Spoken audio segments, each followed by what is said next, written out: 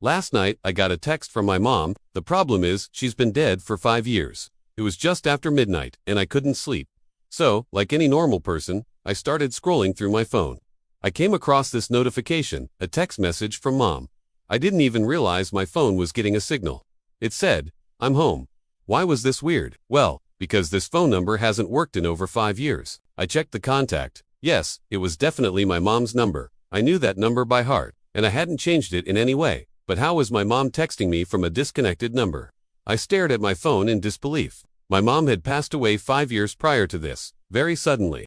I still miss her every day, and I talk about her often. But what was this text message doing on my phone at 12:01 a.m.? At first, I assumed it was some sort of prank. I mean, why else would someone use a disconnected number and not respond when you reply? And why would they copy a dead person's name and picture?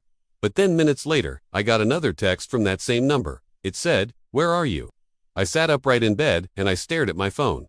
This wasn't a prank. Whoever this was, they were assuming that I knew who they were. Was this some sick joke? Who was playing it, and why? Then it happened again. Another text, another message, another thing that made absolutely no sense. It said, "Dinner is ready," which was something my mom always used to say. She'd say it whenever dinner was finished and we'd come home from practice or school. That phrase was unique to her.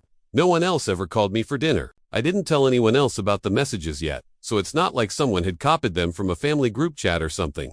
I was confused, upset, and scared, but I decided to play along. I grabbed my phone and I typed a quick reply. "Who is this?" I sent that message and I threw my phone down on the bed.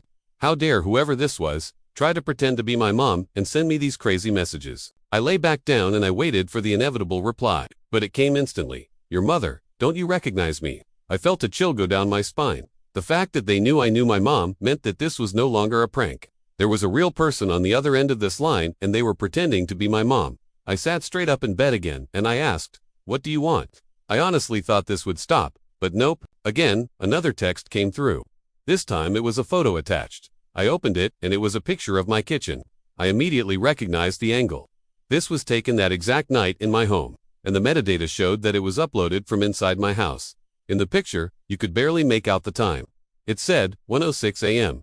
How did they get into my house? I didn't even lock my front door that night, but I never would have noticed if I hadn't checked the metadata on the photo. I just kept staring at the picture trying to see what else I missed, but it was dark and blurry. I couldn't make out anything else. I went to my front door and I turned the handle. It was locked.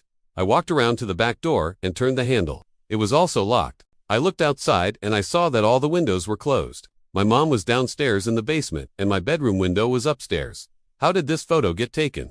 Before I could think of a reply, another text came through. This time it said, "When are you going to stop ignoring me?" What was this supposed to mean? Did they think that I was intentionally ignoring them? What was going on? I had so many questions. Who was this person? How did they get into my house? And how did they know things that only my mom would know? I had no answers. I looked at my phone and I saw that the last message had been sent from inside my house.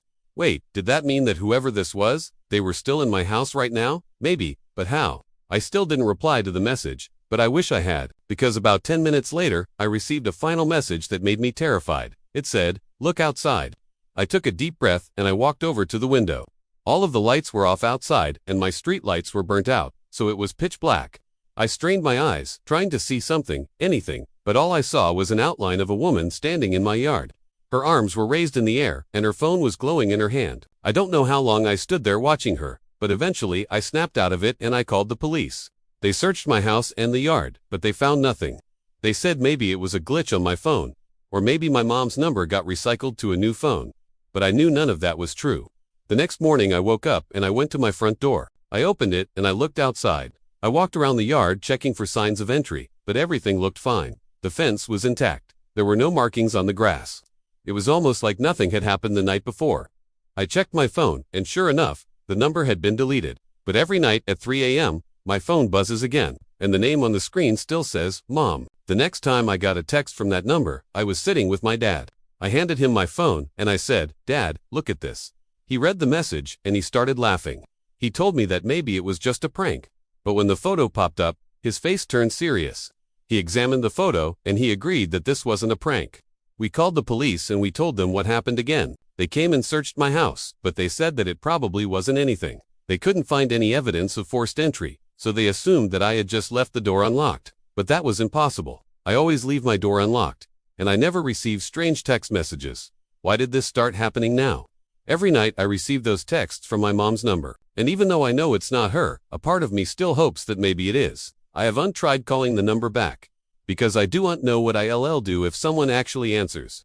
I feel like I couldn't block the number because I am afraid that whoever is texting me will know that I know that it's them. They might get angry and I don't want to risk whatever it is that they're doing. My dad told me that I should call the number back, but I don't want to risk it.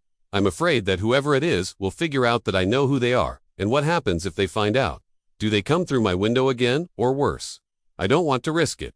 I really appreciate you listening to me. It means a lot to know that I can share this with someone. Thanks again. Bye.